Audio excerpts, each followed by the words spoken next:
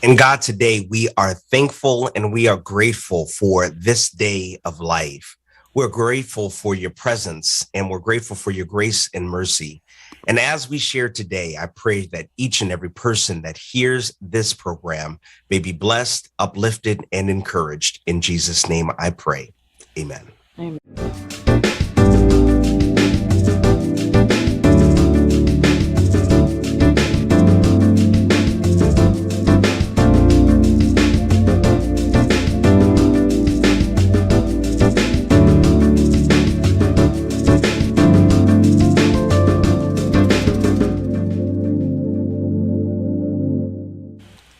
Hey, good morning and welcome to What's the Message?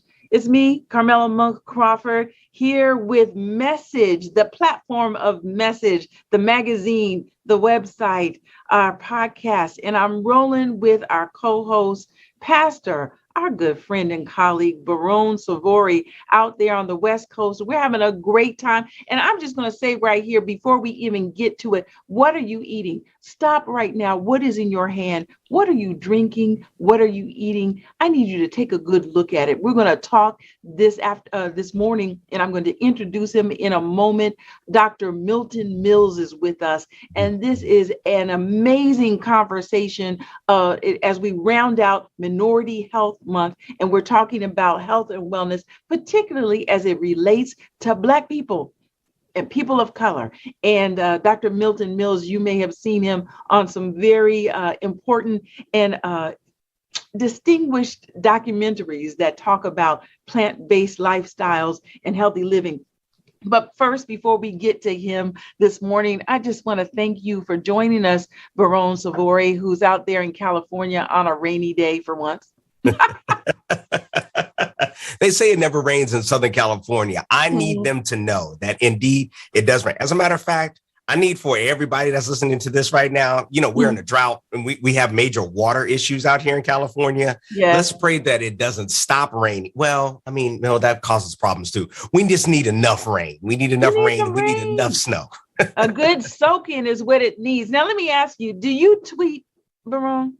You know what? I do tweet. I don't tweet as much as I use other social media platforms. Yes. So Twitter I use it a little bit differently. I use it more for just a burst of a thought, a burst of an idea, not so much life sharing like I would with other social media, platforms, Right. So yeah, but you know what? There are hundreds of millions. I don't know, maybe a billion people. There's hundreds of millions of people who use Twitter as their primary source for sharing their thoughts and their ideas. And it's a big deal that Twitter is on the brink of being sold to what is now the richest man in the world, Elon Musk. What do you think about that? $44 million he is able to drop to be able to have access and to own this platform.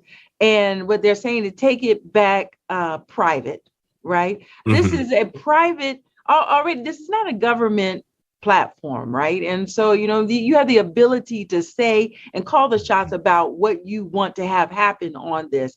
And so Elon Musk, the richest man in the world now, drops his money. People have mixed feelings about whether he should do it. For me, the elephant in the room, and I don't mind saying, is, whether the former President Trump will have access to this. This was his major conduit to get to people. And while I don't have a problem with free speech, it was interesting. And I was one of the people during the insurrection on January 6th, 2021. It's already that long. Yeah. And I was tweeting, Twitter, where are you? And why are you letting this happen? You know what I mean? And it's interesting how, and I was on Facebook, why are we giving platform for someone who is allowing, or if not stopping, just tacitly standing back. But I believe it was more than that. It was encouraging and it was stoking the flames. And so, whoever it is that has the reins and the ownership of media has to be responsible for what happens. And so I think all eyes are going to be on Elon Musk, who has promised to sort of loosen some of those restrictions. He believes in free speech as well. But there's lots of other, who knows how this is going? I don't know. What do you think? Well, I mean, I think that one of the values of America is being able to have free speech. I think this is twofold. I think that there are genuinely dangerous people. But why are they dangerous? They're dangerous because there are people out there that will read things that they say and actually believe it. They actually will believe that what is being said, and they won't do the research. They won't do the critical thinking. They won't do the processing. They won't say to themselves, that doesn't make sense. And that's what makes it dangerous. I think that collectively, people say all kinds of stuff. I mean, have you walked into a barbershop lately and listened to the conversation? And people say, that, where did you get that from? Have you walked into the beauty salon or different things like that? But we'll think critically about it during that. When you have someone that is as powerful as CEOs of companies and even the president of the United States and other countries, we expect reasonably that the things that they will say are rooted in facts. But we know in this world that is all debatable. And so it can be dangerous when people themselves on the other side, I can say anything that I want to. But at the end of the day, do the people who are reading it believe it? I think that it's not only on the person who is sending it, but also on those that are reading it to do their work and say, I'm not quite sure if that is quite true. And, I mean, I'm really looking forward to talking to our guest today, because there's so many ideas about health and what's good and what's bad. And you can read all kinds of stuff and you don't really know exactly what is true. But if you haven't done your homework, and I know that our guest has, if you haven't done your homework, you can find yourself in a bad situation. So, I think I've read a couple of things that says that the president, the former president, and you all know who it is that we're talking about, Donald Trump, is choosing that if he's invited back onto Twitter, that he's not going to come. Well, that remains to be seen. I don't know. Do I believe that? I don't believe it. I believe it when I see it. Okay. I believe it when I see it. Whatever happened to his own social media platform that he was starting? It's not doing well. Right? It's not going well. I don't know. We'll see. But you know what? You're right when you allude to our guest. Dr. Milton Mills is no stranger, not only to his field of expertise, but he's on socials and he's talking. And I see him sometimes and I see him being welcomed back into the social circle, but I'll ask him about that in a second. Dr. Milton Mills MD earned his degree at Stanford University School of Medicine and completed an internal medicine residency at Georgetown University Hospital. Mills practices critical care and internal medicine in the Washington, D.C. area and has served previously as Associate Director of Preventative Medicine and as a member of the National Advisory for Physicians Committee for Responsible Medicine. He has been a major contributor to position papers presented by PCRM that's the Physicians Committee for Responsible Medicine, to the United States Department of Agriculture regarding dietary guidelines for Americans.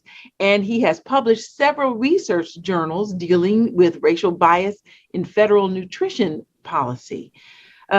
Dr. Mills is frequently a speaker, and he donates also his time often by practicing at free medical clinics. And so we're just so honored that he is here. He is also featured in the Netflix film, What the Health?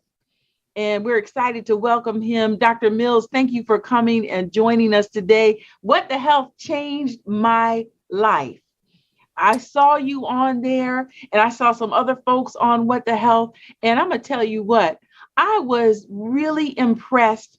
I've been a vegetarian off and on my whole life, but it was until you made some of the arguments that you made and the things that were said regarding social justice and a plant-based diet. And I decided I couldn't go back. What is it about the truth for Black people that needs to be said in this time that is so persuasive? Well, first of all, thank you for having me this morning, and it's a pleasure to be here. And I will say that the film What the Health had an impact that I did not and could not have anticipated. And I'm going to give all praise, honor, and glory to God and to God alone, because number one, I didn't seek out that film. The directors of the film came to me and asked me to be in it. I had no idea they were even doing it. And I just kind of thought, well, sure, why not? You guys want to be in your film? It's an opportunity to talk about why we should be plant-based. Sure, I'll do it. And for me, I've always been kind of this nerdy little person that I would look at something, and if it made sense, I would kind of go, okay, then I should do this, Mm-hmm. And so I would do it. But after I was in that film, so many people of color, particularly Black people, came up to me and said, I didn't think being vegan or plant-based was for Black people until I saw you in that film. Mm. This is so emotional for me. It really hit me why God directed me to be in that film. Mm-hmm. That it reached out and it touched so many people in our community, and it helped them to see how important this was for us, and that it was for us, and that this wasn't just something for other communities, and it made it accessible to people. And one of the experiences that I will absolutely never forget was I went to a program in New Rochelle, New York. And as I was walking to the building, this very tall, lovely Black woman came up to me, and she threw her arms around me, and she hugged me, and she actually started kind of crying. She said, I'm Allison, I'm your Facebook friend. And I did know her as a Facebook friend, but we had never met in person. And she said, you saved my life. And I'm kind of like, what do you mean? And she told me, she said, I had lupus for years. And she said I had been on the highest dose of Plaquenil allowed, and I was starting to go into organ failure. And my doctor wanted to put me on methotrexate, which is a cancer drug. And that means for people with lupus that you're really starting to get towards the end. And she said, I happen to see What the Health. And I told him, I want to try being plant-based. And he told me, if you do that, you're going to die. And she said, well, I'm going to do it anyway. Mm. And she did. And within, I think, the next 6 to 8 months, she was off all of her medications. Wow.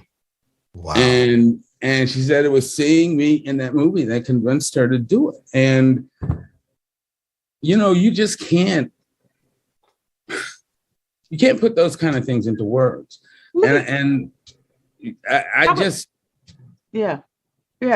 That's deep. And I want to ask you something really quickly, just to set this up because, you and I have talked before, and we had you in Message before, which I think was such a beautiful article. And I just want to lay it out for everybody here. Like we said, this is the end of Minority Health Month. And I see you as a very fierce advocate for the health of people of color, particularly Black people. And you're very outspoken, not just on the racial disparities and racialized health outcomes, but the policies. So I want you to lay out for us as quickly as you can, what are some of the structures in place that influence bad health outcomes for Black people?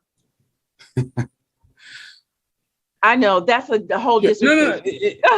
Right. But I think one of the things that people don't understand is that promoting ill health in our community has always been the point.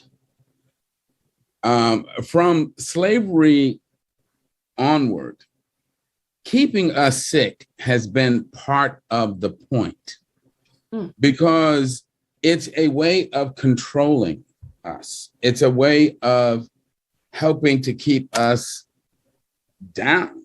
Because if we're sick, if we're dying, if we are, struggling to take care of each other, we're much less likely to be causing problems for the people who are trying to keep us down. And, as I always tell people, Black lives can't matter until Black health matters. Because if we are sick and dying, how are we going to advocate for ourselves effectively? How are we going to advocate for our children effectively? We've got to learn to throw off these lifestyle habits, these dietary habits that sicken us and shorten our lives and keep us preoccupied with running back and forth to the doctor and being in the hospital. I mean, everybody understands that, crack was sent into our neighborhoods to keep us down and to keep us, preoccupied, or heroin and alcohol.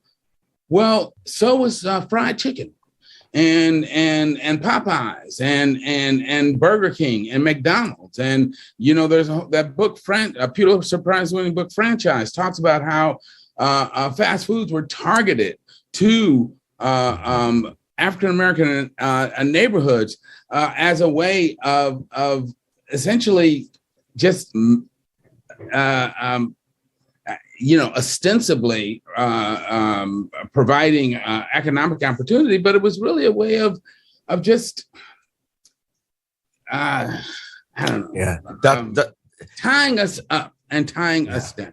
Mm-hmm. So, I'm out here in California. I don't live too far from Loma Linda, California, actually, which is considered a blue zone where there's this people who are living for over 100 years is just not uncommon, or well into their 90s.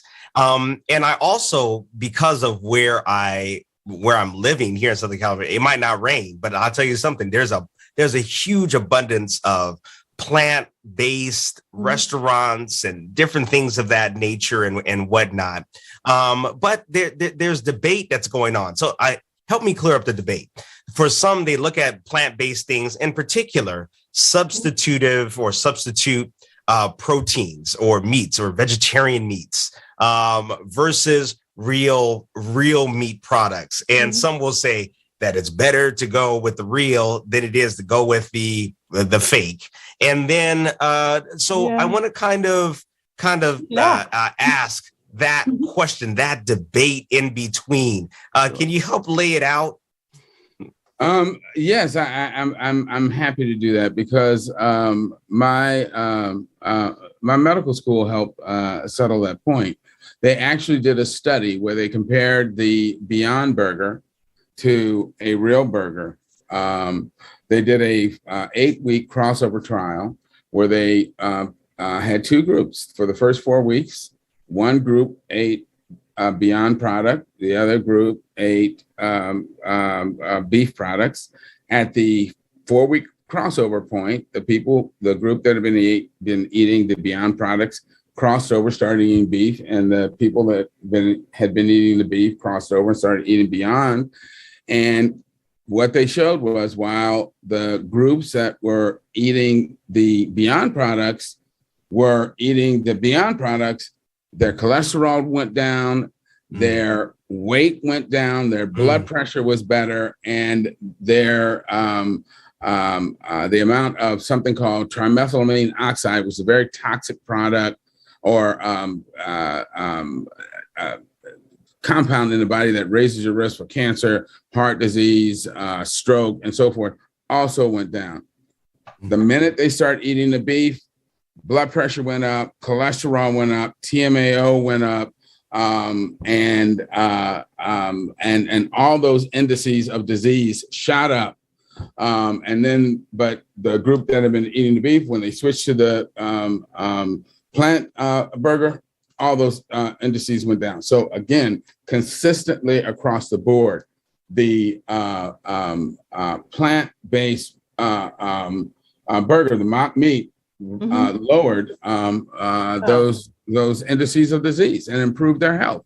So there's no question that the plant-based meats improved health. And now no one is saying that, that is all you should base your diet around, but it is also very clear that they help improve your health. And both the Adventist 1 and Adventist 2 studies also showed consistently that Black Seventh-day Adventists who were plant-based were some of the healthiest people in the United States and were clearly healthier than other African Americans who were not plant-based. So again, using the plant-based burgers, you are definitely, or plant-based meats, you are definitely healthier than if you are eating a dead, rotting corpse. I mean, it is almost ridiculous that we have to sit here and debate that issue. Yeah. It is just ludicrous that somebody would even try to argue that dining on a corpse is somehow healthy. It's just absurd. Well, Dr. Mills, here's the Dr. Mills that we have seen on videos, people talking to people about the nutrition and health policies. And we've seen you in front of boards of, policy makers and talking and charging them. So I'm really curious about and that's going back to my previous question. We know that, the recommendation has to be that, there's dairy products, there's wheat, and there's, protein and things like that. And I think, to be fair, many policy makers are really pushing people toward more plant-based options. But I'd like for you to do two things right now. One, what you just said sparks some creativity and something that I think we should do here at Message. You talked about this experiment. If you could craft an experiment that could help somebody challenge themselves for, a week, 10 days, so that they could see a difference in their life, how would you craft it? What would you do? Because we're going to do it. We're going to take what you say and we're going to try it. You know what? The Bible has already done it for us. All right, come on. Daniel did it. It's like, it's exactly what Daniel and his companions did. It's like, look, I ain't eating that crap that the rest of the people eat. Give us plants and, and some water. Let's do it for a period of 4 weeks. And let's see what happens. Let's see how you feel at the end of that period. So, I always tell people, I don't ask people to, when I have patients who come to my clinic, I don't ask them to go vegan or go plant-based for the rest of their life, because that's too high a mountain for people to climb. They're like, oh man, I can't do it. I love this, I love that. And by the way, when people start telling me about what they love, I first question I ask them is, did you have a conversation with your obstetrician when you were born? And they look at me like, what are you talking about? I'm like, did you have a conversation with the doctor when you were born? I'm like, well, of course not. I'm like, well, that means then that you had no preferences about what you liked or didn't like when you were born. Everything you think you like, somebody taught you to like. So don't tell me about what you love, because whatever you love, you were taught to like. Okay? You were born without preferences. What you think you like, somebody taught you to like. And it's a learned habit. And so given that's a learned habit, you can unlearn it. You know, and the next thing I ask him is, are you in a relationship? And if you are, it's probably not with the first person you fell in love with, because that person did something stupid and you finally woke up and said, why am I with this fool? I need to find somebody else, right? Okay. Yeah. And just like you learn to love somebody else, you can learn to love something else. Okay. You can learn to love different food. And you can learn to love food that's better for you, just like you learn to love a person that's better for you. And so what I tell people is like, let's do this for, you know, let's make it easy. Let's say 4 weeks. All right. Because see, then that gives them an end point. And if you get to the end of 4 weeks and you don't feel any better, you don't look any better, your blood pressure, cholesterol, and all these things, blood sugars are no better than they were at the beginning of those 4 weeks, then no harm, no foul. You go back to doing what you were doing before. And you can say, in all honesty, you know what? I was plant-based for 4 weeks and it did nothing for me. But I guarantee you, at the end of those 4 weeks, you're going to be feeling so much better, looking so much better, and doing so much better that if you have any sense, you're not going to want to go back. Because my mantra is this: going plant-based is like having sex. If you didn't enjoy it, you weren't doing it right. Oh, come on. That's right. There it is. Hey, look, Carmela, you can go ahead and go and tweet that, okay? All right. There you go. You can go and tweet that. That's a tweetable moment. Tweet for the week. All right.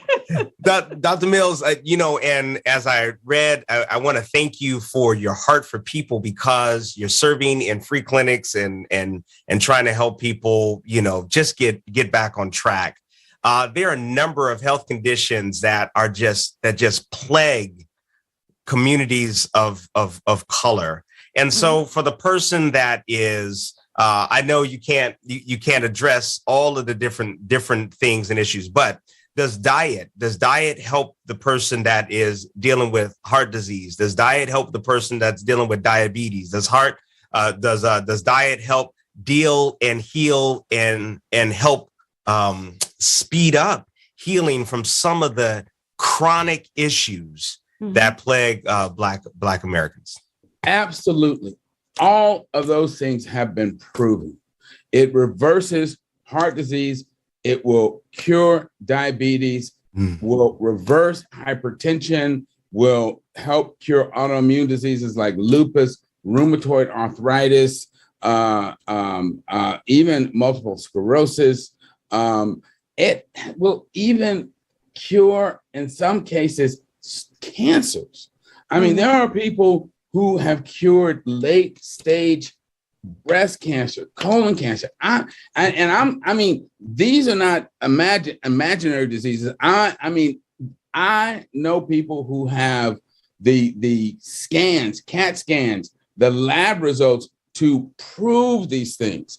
Donna Green Goodman down in Oakwood. Yes. That woman had stage 3 breast cancer, which is by all accounts a death sentence for a woman. Stage 3 breast cancer for a woman, we tell them we can buy you 5 years with aggressive treatment, meaning radiation, chemo, and all that, but the cancer is going to come back and it's going to kill you. Yeah. Okay? Sorry. That's what she was told. Yeah. She had a lumpectomy. They did a lymph node dissection. I think Donna said she had 7 out of 11 lymph nodes that had cancer in them. And she had 3 opinions, and they all told her the same thing. Donna got on her knees. She prayed about it. God told her, you need to go vegan. You need to cut out chocolate, caffeine. She did all that. She was raw vegan for 6 months. And then after that, she remained completely vegan. That was back in 1996. Donna's still down there cooking and teaching people how to be vegan. Yes, wow. Yes. And she is she is our poster woman for health here at Message. Always teaching and helping people, guiding them down that path. Yeah. I just want to ask you a couple of things. I alluded to when we were off mic before, having come from the Oakland area. And I was curious whether, knowing that the Black Panthers, started their community organizers and they grew into something much bigger than that, something much more feared than, what maybe on its face should have been, obviously. But, wanting to feed people and help people. And I know you grew up in that area. Do you think you have any of that fire or any of that influence as you approach medicine and health as it relates to Black people? The short answer is yes. I mean, now, when I was growing up as a kid, when the Black Panthers were in sort of full flower, I was a kid. So yeah. It was happening, but I was not kind of aware of it. But there's no question that fire, that fervor that existed in the Bay Area is in me and is in my bones. And yes, I feel that. I mean, one of the things I'm most proud of was the fact that I was actually born in Berkeley and I grew up in Oakland. And yeah, I feel that, having been born and raised there, that activism and that spirit of, this is messed up and we're not going to take it. We're going to do something about it. We're going to fix this. We're going to engage with the things that are wrong, and we're going to do everything in our power to try and change what we can change. And if we have to, we're going to die on the battlefield, but we're not going to just stand here and take it. So yes, absolutely. I mean, when God, got through to me that I needed to change my diet, the next thing I did was to start making posters and try to help explain to people why they needed to change their diet. Because that's what you got to do. You got to help people understand we don't have to sit around and just get sick and die. We can avoid this. Right. We don't have to fall apart. Dr. Mills, you mentioned What the Health and this film, and there might be someone that says, I've never even heard of this. Where can I watch it? Where can I learn more? How can I get that information? Where can people see What the Health? What the Health? What the Health is so let me just say, there's not only What the Health, there's Forks Over Knives, there's Game Changers. There's also there's a new film that they're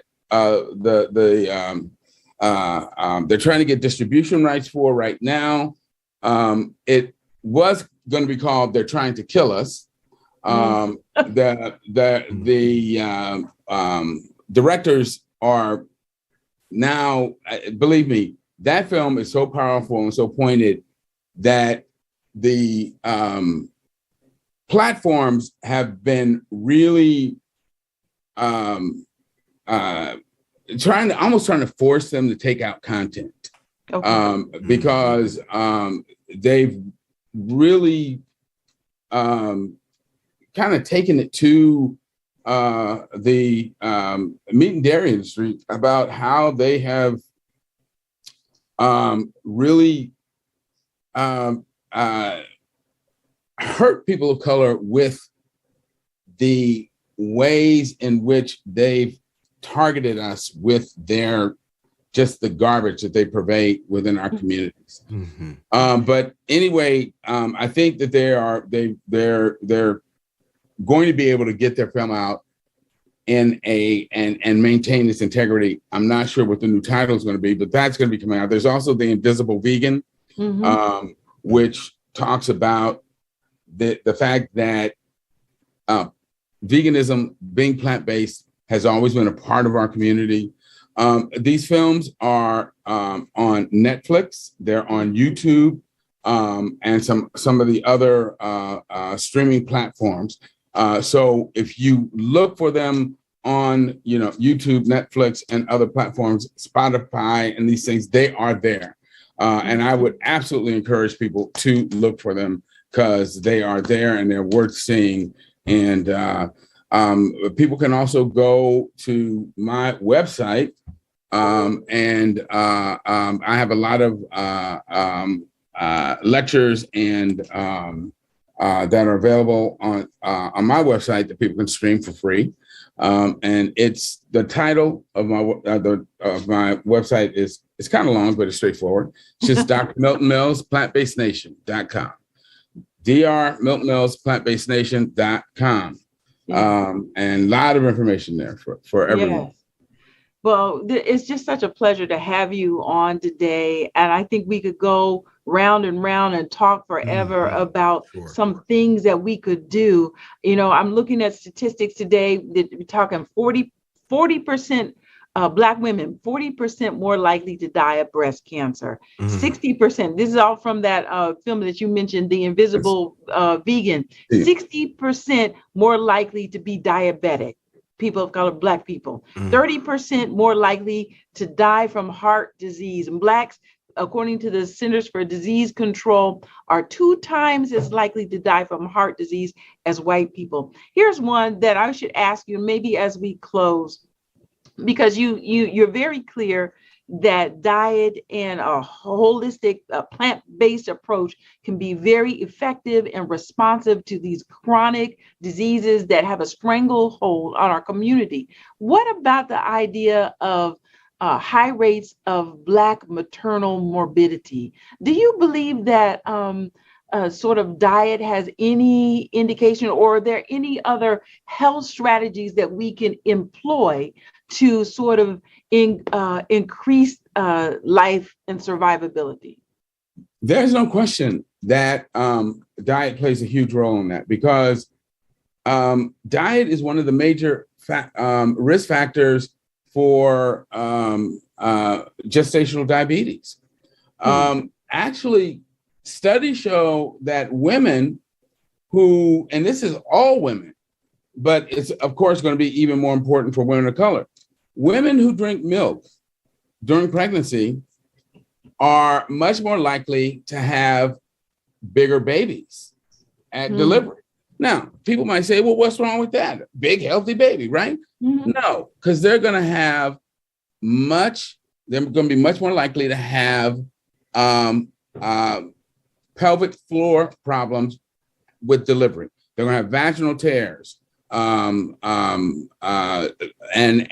the trauma that comes after that with incontinence and those sorts of problems that give them, sexual dysfunction, urinary incontinence, all of those problems that result from delivering babies that are too big for their birth canal because they've been ingesting these hormones and proteins from these cow milk that cause them to develop these abnormally large babies. I'm telling you, my God, it's like we need to get off this animal food death train that is just causing us to turn our bodies into these physiologically dysregulated machines that they shouldn't be. And the other thing I wanted to make sure that we mention is the fact that Black men, there's an epidemic of prostate cancer in the Black male community. Mm-hmm.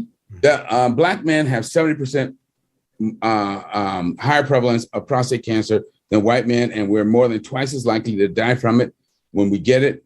I right now know of at least 4 or 5 men who've had radical prostatectomies, men younger than me, some of my classmates from medical school. I'm telling you, prostate cancer is tearing up the Black male community. And the major risk factors: dairy consumption, meat consumption, egg consumption. We have got to change our diets to reduce the risk. But it is just not worth it.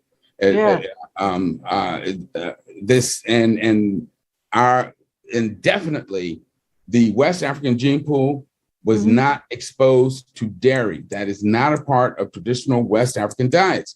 And when we eat, that is a post-colonization phenomenon.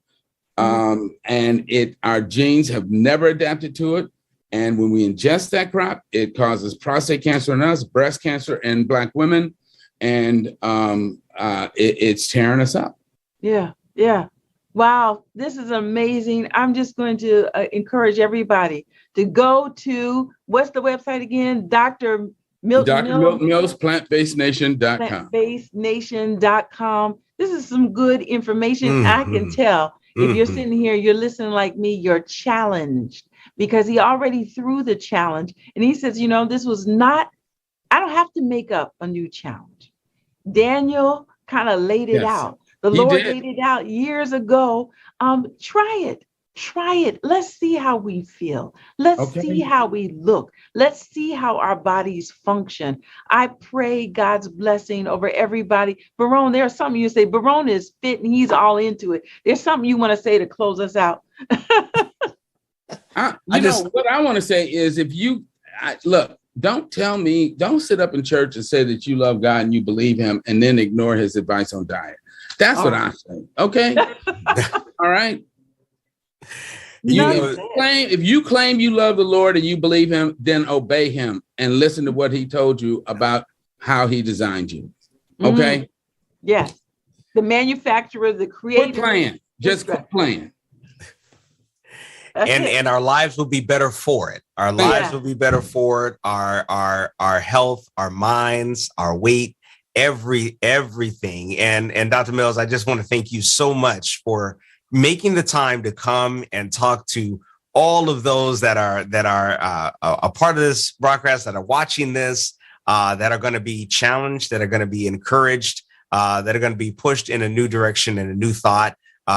Keep doing good work. Keep sharing with us. Keep being adamant about it, because literally, just as you had that experience meeting that woman there, you're saving and changing lives, and that's making a huge difference, and has made an impact on me once again. So thank you so much for joining us today. My pleasure. Thank you for having me, guys. Well, that's it. That's it for today. We'll be back same time next week. What's the message?